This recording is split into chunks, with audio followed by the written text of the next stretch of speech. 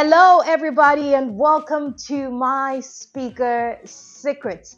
The weekend is upon us, and best believe that many of us will be attending a number of events, which could be networking events, where you will be obliged or required to create a connection with people that you do not know, create conversations with strangers, so to say.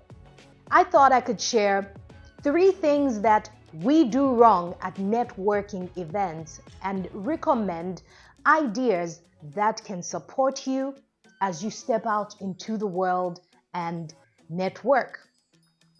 The first wrong thing that we do is asking people, "What do you do for a living?" Not a good question. As opposed to asking people, "What do you do for a living?" you may want to ask, "What's keeping you busy at the moment?" Because by doing so, you will give the person you're having a conversation with an opportunity to explore any part of their life that they would like to share with you. The thing is, not everyone is interested in talking about what they do for a living at each and every event.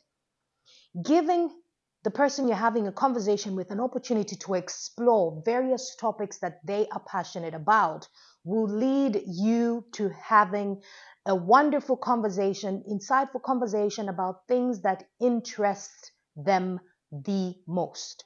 Sometimes people that you're having a conversation with could be unemployed. Sometimes they could be having a tough time with their business.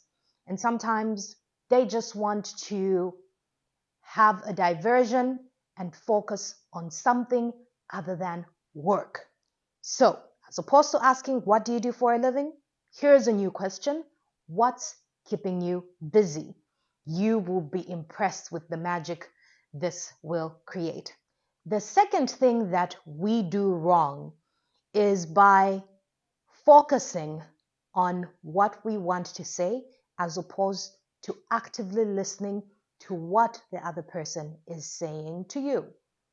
This distracts you from asking a follow-up question.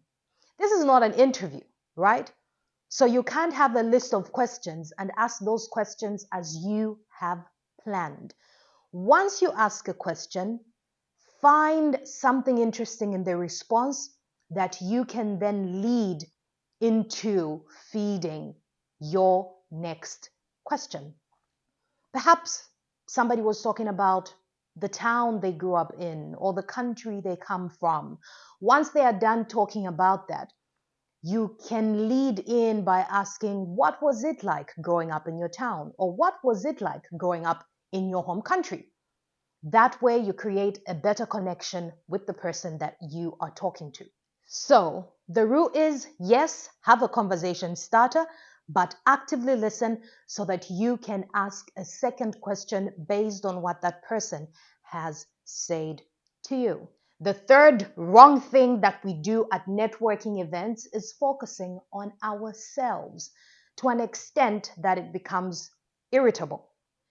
But how about if I told you that you could still focus on yourself, but this time incorporating the person that you're actually conversing with? You can do this by asking for advice. There are so many pieces of advice that you could get from any stranger in this world that you come across at any type of event. It could be as simple as a type of book that you're looking for, which cocktail to try out, which wine to try out, which food to take. There are ideas everywhere you turn and look, and you can use those ideas to have a conversation with the person that you meet at your next event. So remember these things. Number 1, as a conversation starter, do not ask people what they do for a living. Instead, ask them what's keeping them busy.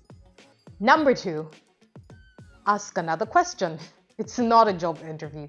You are having dialogue. So what you want to do is to focus on actively listening and asking a follow-up question. Number 3 is do not focus too much on yourself. However, you can still focus on yourself by asking the other person for advice regarding a topic or an idea that you may have, linking it to the conversation that you are having with this person. Try these 3 things and you will not regret it.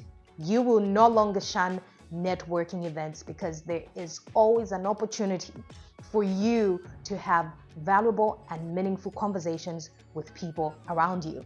That's it for my speaker secret for today, my wonderful, eloquent orators.